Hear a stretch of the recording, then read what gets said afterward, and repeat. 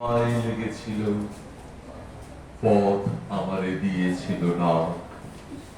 সূর্য তখন পূর্ব গগন বলে, নৌকা তখন মাথা নদীর কূলে, শিশির তখন শুকায় ফুলে, শিবালয় উঠল বেজে শাঁখ, পথের নেশা আমায় লেগেছিল, পথ আমারে দিয়েছিল না।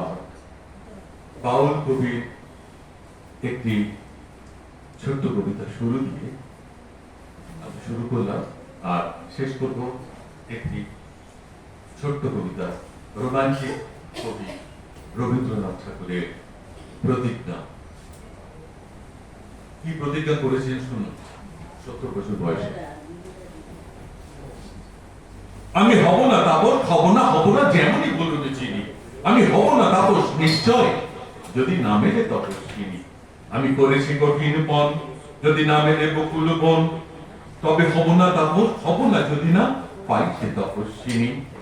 আমি চাইছি বনাধর, হব না বাহির উদাসীনী সন্ন্যাসী, যদি ঘরের বাহিরে না আসে কে হই হাসি। যদি না ওড়ে নীলাঞ্চল, মধুর বাতাসে বিচঞ্চল, যদি না বাজে কাকুন মল নেই নাকি চিনি, আমি হব না তাপস, হব না যদি না পাই তো তপস্বিনী। আমি হব না তপস, তোমার শপথ যদি সে তপের বলে, কোন নূতন ভুবন না পারি গড়িতে, নূতন হৃদয় তলে।